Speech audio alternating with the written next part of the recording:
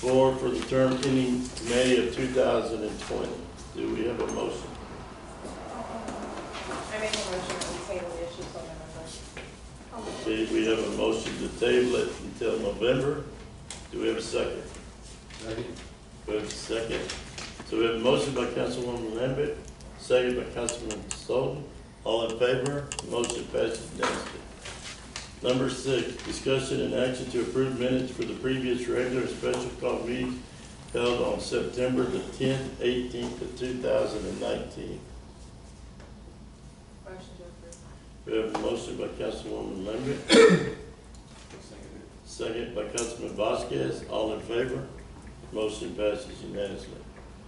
Number 7, discussion and action for the city to proclaim October as Domestic Violence Awareness Month. We've done this in the past, and I'm guessing that in October that we'll be seeing it on the agenda. And they would like for us to pass a proclamation, whereas the crime of domestic violence violates an individual's privacy and dignity, security, humanity due to systematic use of physical, emotional, sexual, physiological, and economic control or abuse, including abuse to children and the elderly.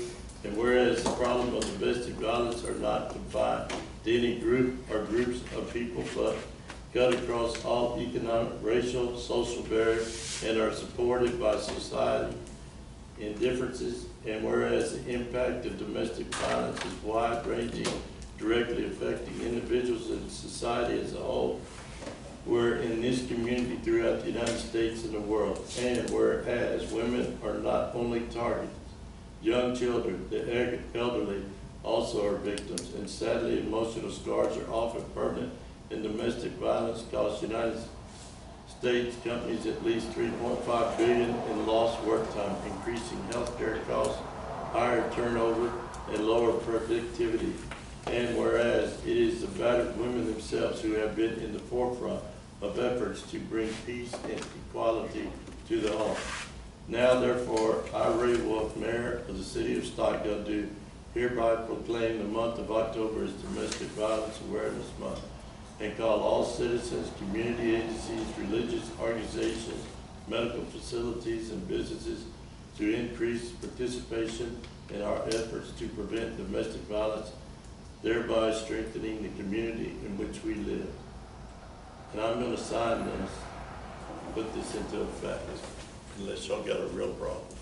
Do we need a motion? No, it's just me, because it says where I already was, so. Just read what they had. Yeah, but we do need a motion. Okay, we can have a motion then. Do we have a motion for this proclamation? Is that a motion? We have a motion by Councilman Sullivan, Second? Second. second by Councilwoman Lambert. All in favor? Motion passes. Okay, number 8, discussion and action to award or reject bid from FINO Lawn Service for ground maintenance for 33 acres of the city park property. As I discussed with you about going out for parks and recreational bids for lawn maintenance and such as that, of course, the parks total, parks, green belts, side of the road, this, that, and that, total of 33 acres. I had one response and appropriations of a bid, and it totaled $15,500 for the 7 months that we discussed. To mow the 33 acres at $55 an acre for 7 months is $12,705, and then to take care of picking up the trash, weed eating, doing the other works is like $2,795 or $399.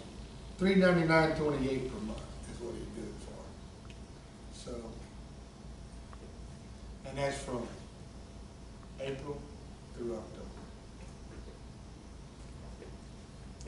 Okay, But not the cemetery. Not the cemetery at this period of time.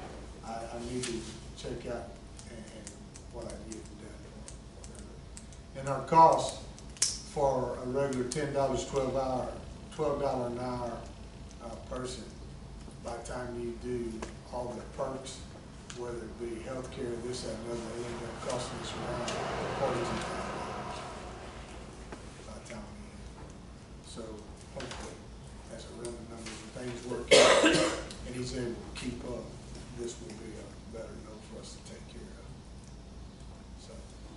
if you would. It's my recommendation we accept Delfino Ramirez III's proposal to take care of ground maintenance in the Parks and Recreation. Make a motion that we accept Delphino's bid. We have a motion by Councilman Sullivan, second by Councilman Vasquez, all in favor. Motion passes. Number 9, discussion and possible action on revised vision of the planning and zoning ordinance number 358-0605-12-03. Okay. Here's what I'm running into with our planning and zoning, and especially for our downtown. All the facades of our downtown all connect. Okay, it goes from building to building to building to building, and the front of the facades all connect. For instance, the lot that Pablo Zerda used to own on the very corner down by the laundromat, that little, where Cooper's air conditioning and back in the day, right? The ice cream shop. Bingo. Anyway, that building took up that whole complete lot. The way our law states is, once that building came down, it has to meet all the setbacks. So when you can get to 25 feet from the street, but whenever you add the 7 and 7 and the 10 on the back, the lot's not big enough for anything. Same way with the lot with next to Granny Shirley and them. And what brought this up was somebody's interested in that lot and putting a building up there to have a business in. They go, I can't meet setbacks. Matter of fact, I can't find a building other than a 10 by 10 portable building that'll even meet your criteria. And so there's been some other instances of the same thing. So my question to you is, it's in the council's mindset, do we want to, what is your feeling and what is your direction of what you see happening on Main Street? Because I can tell you the document that we have on the docket limits us, or limits my office into what I can approve. So how would you like to see it revised then? I don't have a response for you because I haven't spoke to legal counsel about how we need to move forward on this issue.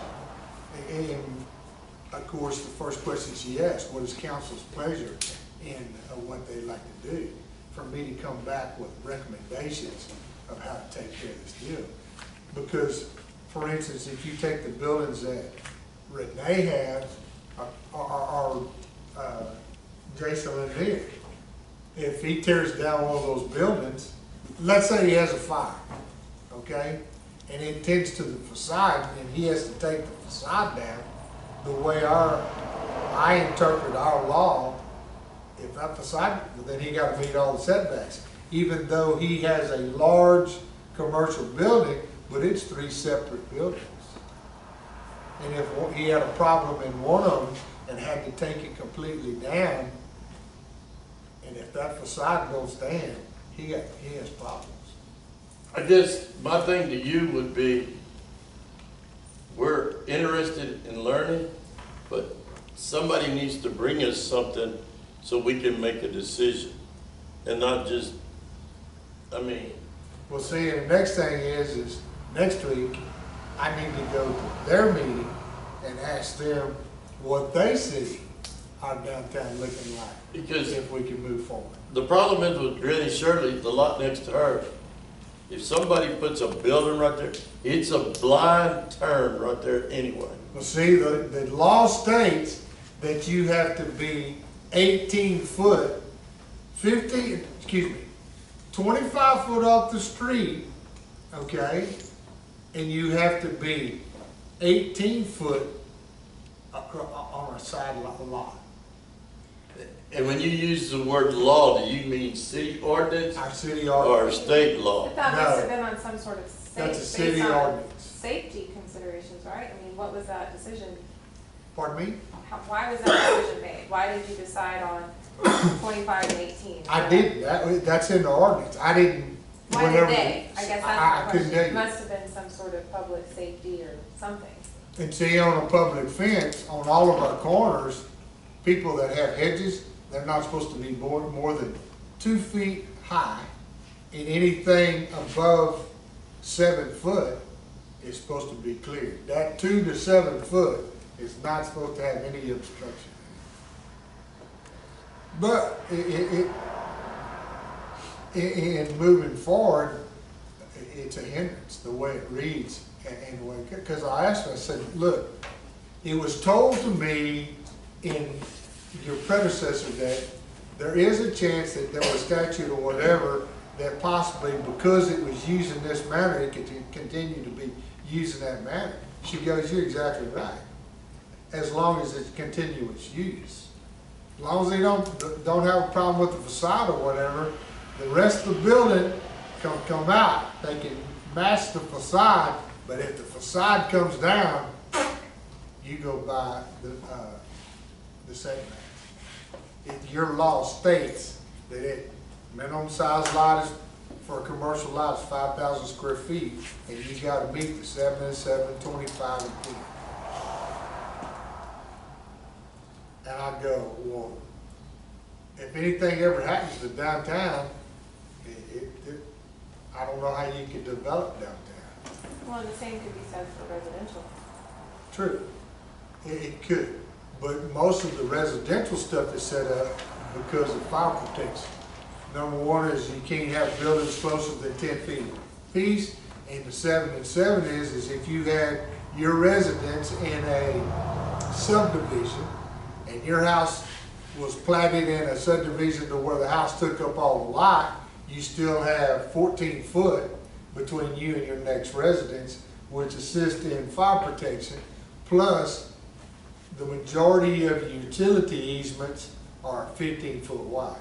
So at least you make most of the minimum of a utility easement if they had to take utilities between your houses.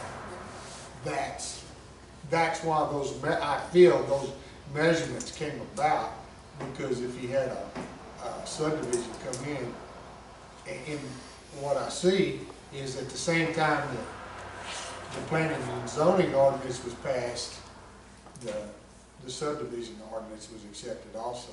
So they coincide with one another in their measurement stuff. But whenever I have different people visit with me about that downtown, that what can I do with this lot? I go, well, this is what it tells me, and then there ain't much that I can do with it, you know, other than a Morgan building to be able to have them build a Morgan building whatever size to meet all these setbacks. So, and seeing another question is if I buy the lot, can I use a food truck? Can I put a food truck on the side of the corner and use it and such? And The answer is no. The answer to the top is I don't have anything that states that they can't. As long as they have a sales tax permit, whatever, yeah, it's a portable building and it sits there, but we don't have anything that states that it's got to meet a certain facade or, you know, in our building instructions, of course, it's supposed to be of 80%. At one time it was 80% masonry, but if you remember here months ago, we accepted different sidings. So my question to the council on this issue is, can I move forward and come back with you with information pertaining to do what we can do for downtown? Yes. Okay, that's all I have for that question. Okay. Number 10, discussion and action on approving a lease contract between the City of Stockdale and the First Baptist Church for the temporary housing of the Sarah Bain Chandler Public Library. Legal counsel came back with the criteria that I gave them pertaining to leasing the property, which is the counseling building next door on the other side of City Hall, that it would be approval. In one of the manners that the Baptist Church approached us was, yes, we're interested in leasing you the building. Yes, we would discuss a lengthy term of 24 months or better. And yes, to all the criteria that we had asked. But their response was, would y'all be interested in trading services for the rental? And one of the services that they asked about trading for was, we have the Caperton house that we want to dismantle and haul off. We would be interested in trading the dismantle of that house for the service of renting that piece of property. So, in explanation to our legal counsel, they state that that is a legal matter in which we could partake. In other words, our city could go on private property, dismantle the building for the services or whatever of leasing that building. There are certain criteria pertaining to insurance, renter's insurance that we'd have to have. In that, we would have to make sure all the insurance is the way they are. Number one is I also have to get affidavit of hazardous materials from the Baptist Church, which the pastor assures me that they have in hand from the state. There's like 4 or 5 different pieces of criteria that I follow before we can enter into that agreement.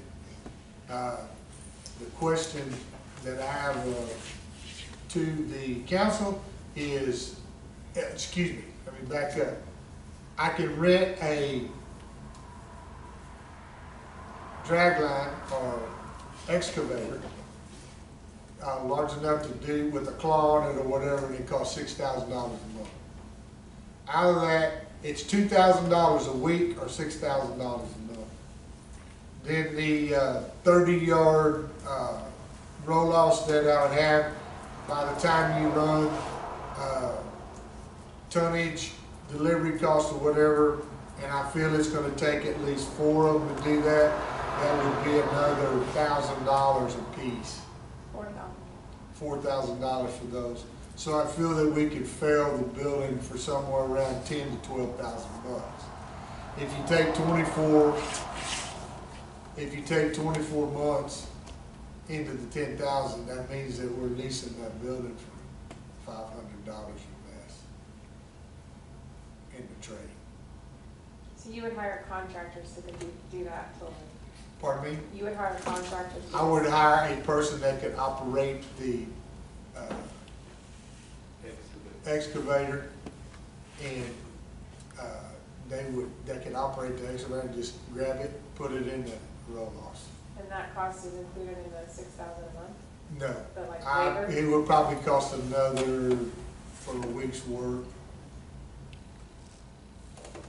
$800, $1,000 for somebody to do that. $20, $25 an hour. And out of the $6,000 for the mini excavator, there's other work in town that I could use that machine on for the other 3. I'm thinking that it'd take 7 days a week to dismantle that house. A full-time day. But like the drainage ditch at the Baptist Church, it is silted up. And so while I have the machine, plan is to get the county to assist me with dump trucks and take that. If you look at both the bridges there, it's probably 2 to 3 foot built in reshape that drainage ditch at the Baptist Church while I have it, and then wherever I can crawl it up and down that ditch to do ditch work and maintenance while I have it. So my question, asking the council is that something that you guys would look forward to, or would y'all just like to tell the Baptist church we would like to pay a monthly rent?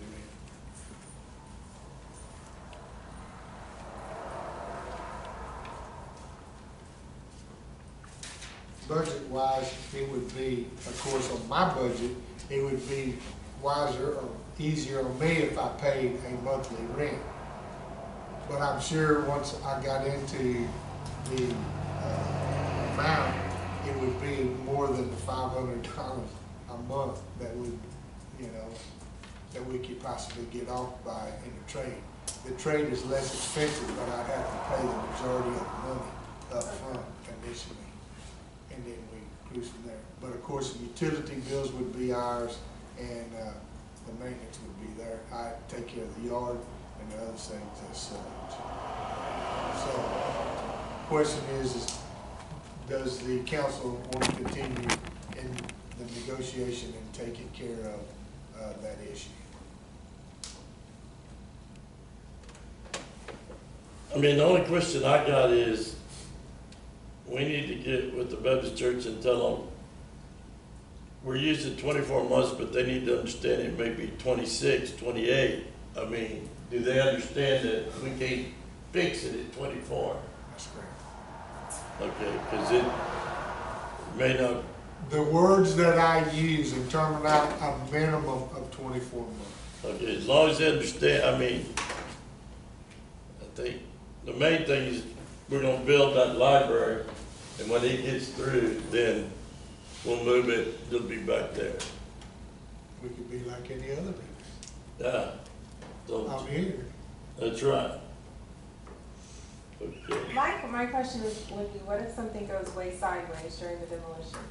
And we incur way more costs than you anticipate? Is there some way to cap our out-of-pocket so we don't get stuck in a hole?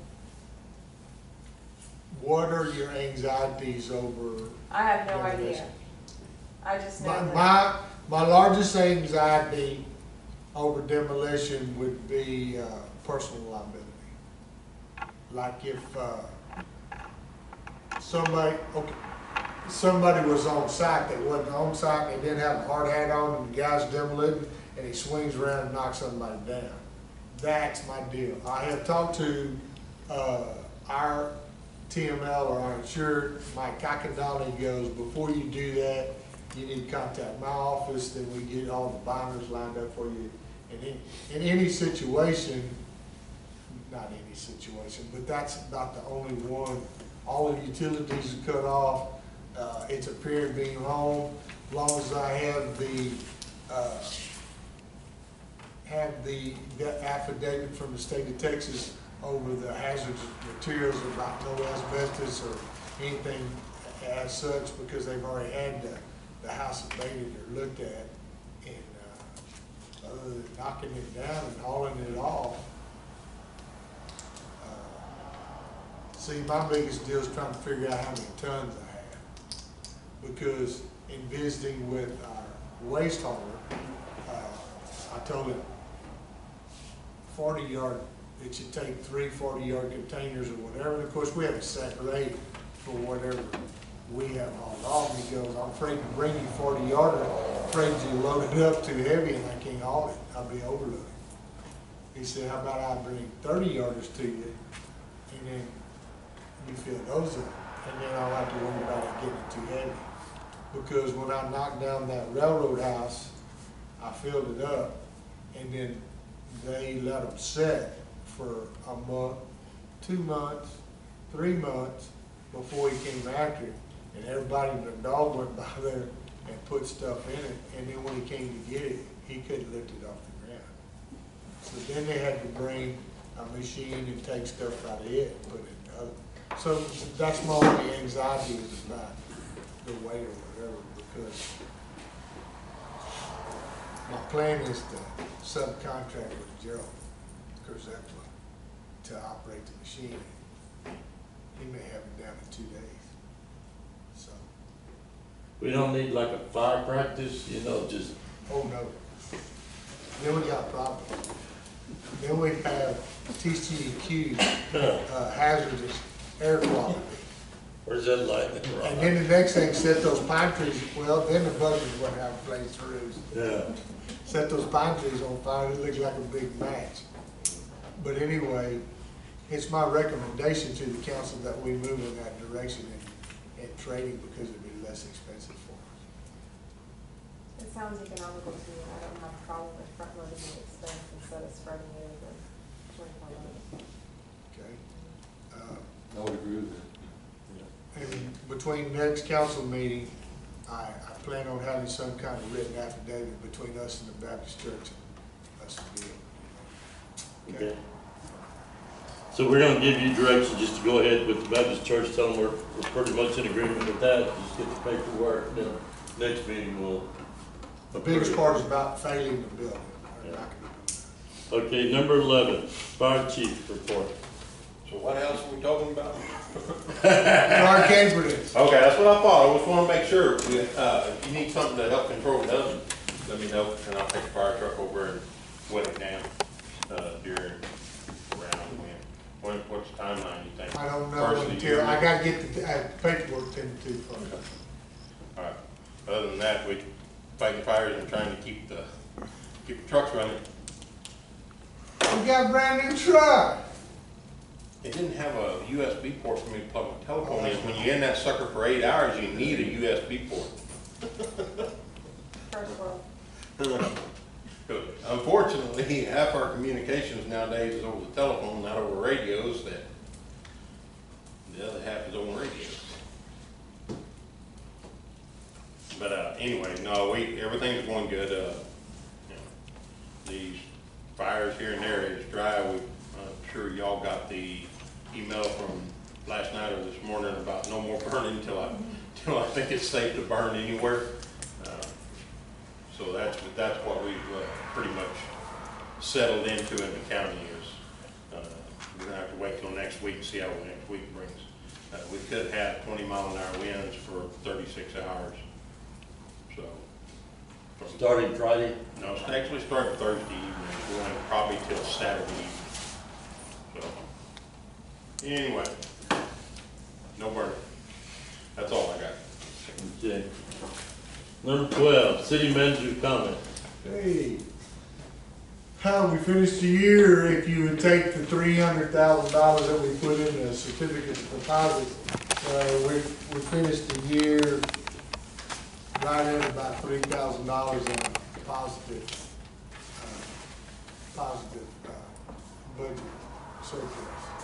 So, because we were at negative 297, 181, 185, add back the 300,000 we took out of the disbursements for the deal, so that makes us roughly $3,000. And even after the extra expenditures that we spent out of the water account to rehab the water well, which is about $135,000, everything came out all right with our financial statement. Our city workforce, we have a candidate that we have offered the position to. He had to give us 2 weeks' notice and should be on the job site probably in 10 days. And his name is Joe Simmons. He lives in Southern Springs, off of Pullman Road. Update on school projects. The school's coming along. They're moving quite a bit of dirt. The telecommunications that were supposed to run the fiber optic overhead have made contact with me again now that they couldn't get permission from CenturyLink to use their telephone poles, and now they want to go underground, so they've resubmitted for a new permit. And so we continue, once we get past somebody digging around on 87 for one fiber optic, now I have somebody else. And if you don't think that ain't cause a lot of anxieties, we probably thought in our community with our natural gas system, it makes you nervous. Because trying to cut it off and get the business or whatever. But you'll be seeing them along with the construction crew that's doing the construction on the high school gymnasium. We got notified Thursday of last week that we have been awarded another CDBG grant, which was applied in 2019 for it's $275,000 plus our $13,500, which over the years in our 10 to 15-year plan on a water project, that brings those grant fundings that we have received over the last 8 years, right at $1.2 million we received in grant funding from the Texas Department of Agriculture on those deals. And add back another $350 that we got from the disaster relief at the sewer plant when we had the flooding in 2016. And of course, another $250,000 that we got on the downtown revitalization. So we garnished about almost $2 million in grant funding in the last 6 to 8 years. Now, this project is going to start at Persons. When we finished at Persons in Second, it will go down 2nd Street to Johnson. It's going to come by Wild's house on Johnson Street, by the funeral home, all the way to 6th Street, 6th Street up to Sample, and then by James Warnish.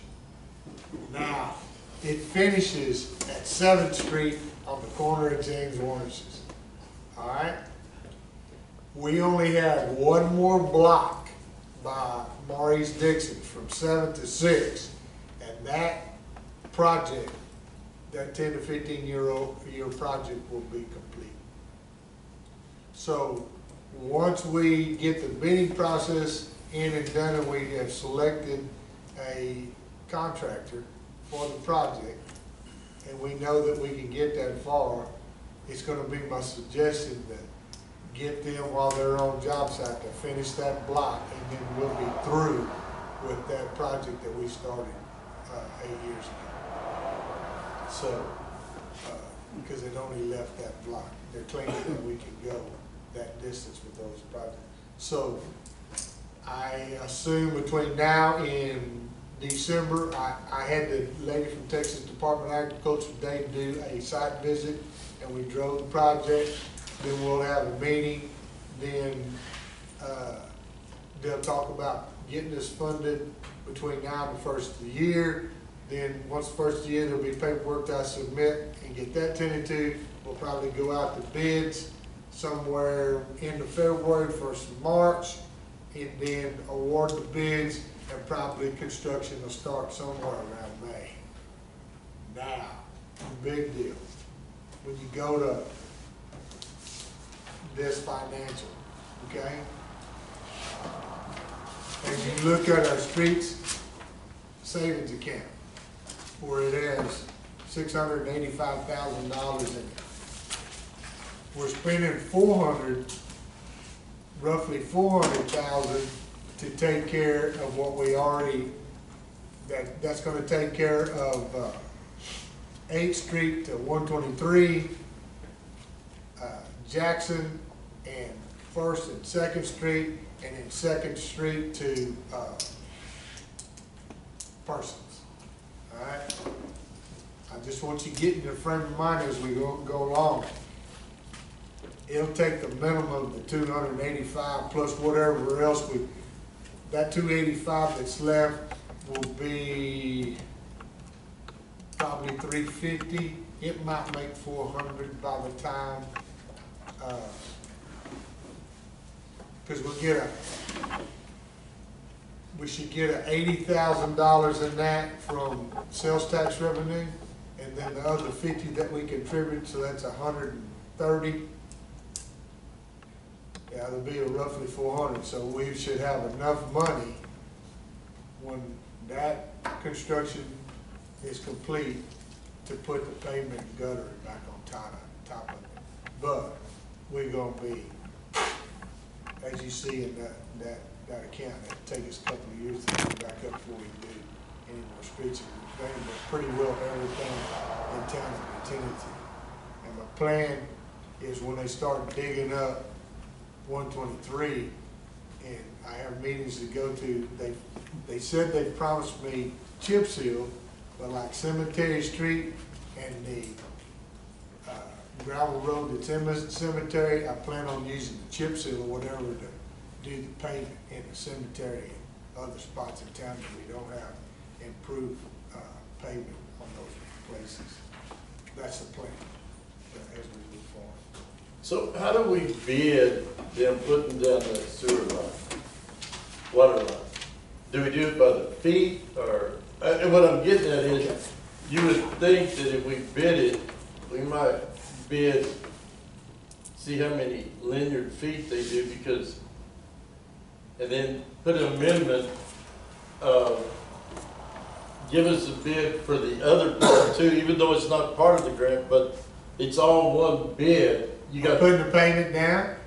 no, putting to extend the, Oh, whoa. to extend the water line all the way through, so you got one bid instead of, it's usually what happens, vendors, once they get through, and then you say, oh, I want you to do this, they come up with a little bit higher deal. Okay. Where if we do it all at one time, here, give us this, and by the way, we're gonna pay out of pocket this, so we want the total bid for the whole Shoot loop. that. Do we know what we're gonna pay Okay. out of that? That way you don't have to have an add-on, you know, and everybody can No bid. addendum? Yeah. Amendment to the bid, I guess that's the right word. Okay, If you start in May, how long is it gonna take you to get from Person to Johnson on Second? It all depends on who bid and who's awarded. and the weather. You may have to let Chamber know that their parade route's gonna have to change. That's exactly right. I didn't even think about Anything else? it. Yes. Park rehabilitation, I've started on the bridge. I got the pylons for the bridge poured last week or whatever. Hopefully Barney gets me the IVs or whatever here in another week, 10 days. I can get that part tended to. The concrete guy's supposed to be back next week and start work on the foundation for the park sign that I described to you that is going, and then the concrete approach into the park. And then, of course, streets and drainage, I've already covered that topic, so that's all from my desk unless you have questions. Don't forget the circus this weekend. Sunday, circus. They said it's really good. Somebody went to it in Pleasanton, and they came back and said it was excellent, one of the best things they'd ever been to. I can't tell you, just a doctor at the hospital said he went to it in Pleasanton, he said it was really great. That's all I know. I didn't.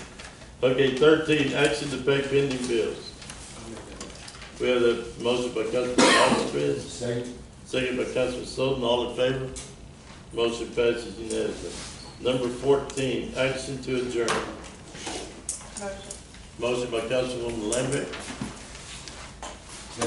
Second by Councilman Sullivan, all in favor?